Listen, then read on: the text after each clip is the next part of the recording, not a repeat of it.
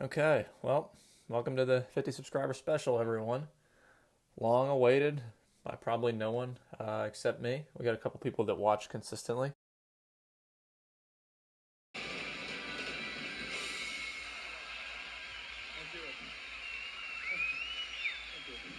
Today, when I was trying to figure out what to do for such a monumentous occasion as a 50 subscriber special, I was like, well, what the heck are you gonna do for that? I mean, I've already exhausted the musical number aspect of that. Every time they were sure they had you caught, you were quicker than they thought. I can't sing.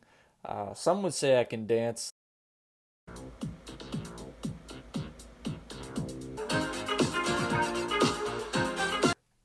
So I decided, hey, what am I going to do here? The pool is full of people doing mindless water aerobic activities. This morning, so I'm just going to go for a little run instead, and maybe do a little bit of analysis and breakdown of a session that I had this past weekend. Took it upon myself to put out the bird call now that YouTube allows tiny little creators, little content, dungeon tier gnomes like myself to put out polls. So I was like, hey, why don't we do that? And much to my chagrin, it got a whopping 2 responses, and it was a unanimous vote, 100% for smooth surfing in the 50 sub special. So the people have spoken. 2 people, 2 kind souls have spoken. So I will make that dream a reality now.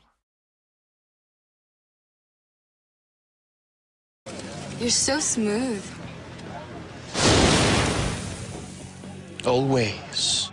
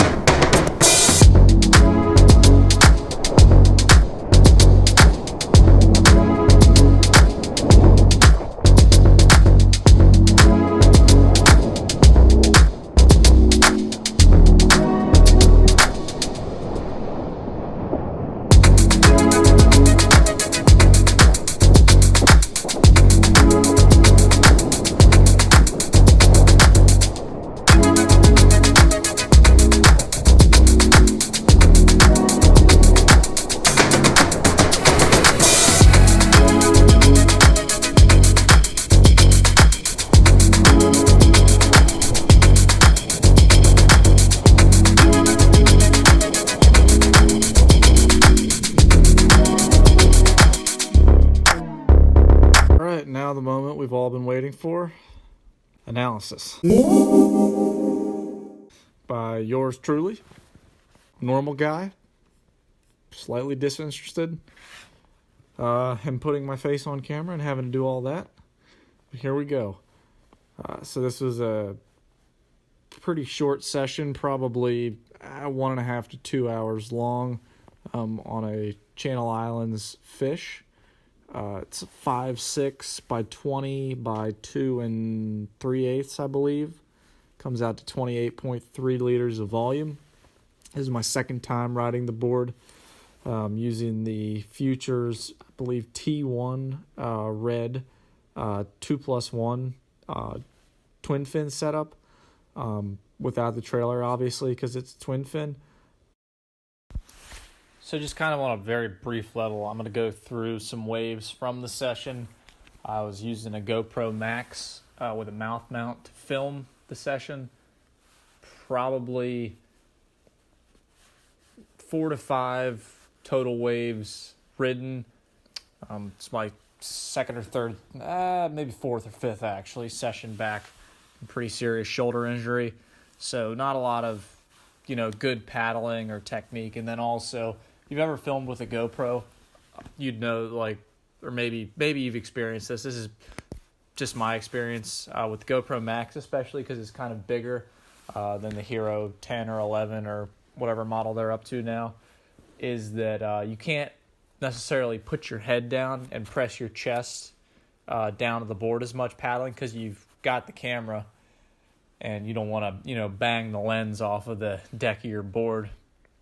So a lot of times, like a session like this, I'll kind of miss a lot of waves.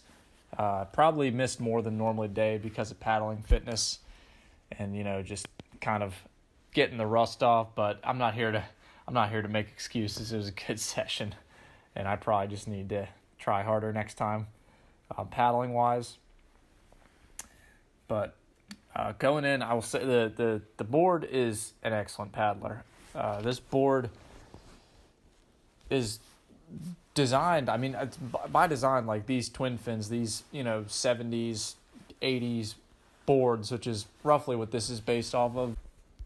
The thing that I noticed right away about this board, zero rocker.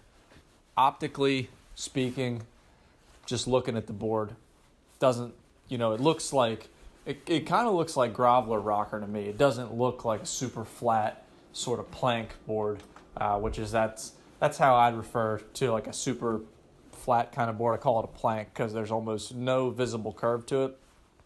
This board was interesting because there appears to be a little visible curve, but when you stand up, it's incredibly easy to purl. And we've got a couple waves here. I've kind of boggled on the takeoff, and that might be because of the lack of burst and the rust from not really surfing lately. But also, once I'm up and riding and more, kind of in the comfortable positions that I don't have as much rust with. There were a couple times that kind of going through a flat or choppy section that the nose would catch and kind of go underwater and sort of throw me off from doing either a bottom turn or even just kind of like a check sort of pump. And we'll show that here. Like you can see coming around, coming down, loading up for the bottom turn. The nose catches right there. I go underwater and kind of stumble. And then because it's a twin fin, which I don't have a whole lot of experience riding like a true twin fin, especially one this small and kind of, performance-y. Sort of to me felt like the closest surfboard I've ever ridden to a skimboard as far as feel. I just couldn't get that grip, couldn't get those fins that, I guess fins singular because it's a twin fin, couldn't get that fin to bite and do the bottom turn. So I think that's kind of the gamble, the spectrum you run. You have the amazing paddling power with a board that size and amazing glide, like the board planed like nothing else I've seen.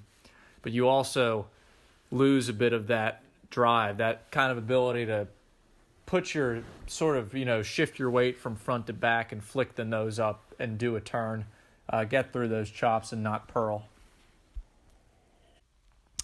In conclusion, this board is going to require a little adjustment from the surfing that a person would traditionally do on a thruster or quad or, log or shortboard. This is something kind of different, something that I'm not personally used to, and something I'm definitely going to make a few more videos on in the future. I appreciate everyone who's watched, tuned in, dropped likes, comments, and mainly just watched the videos. It's been really cool. I really enjoy making them. Thank you all again. A lot of fun going out and documenting some surfing, and we'll see you in the next video or live stream.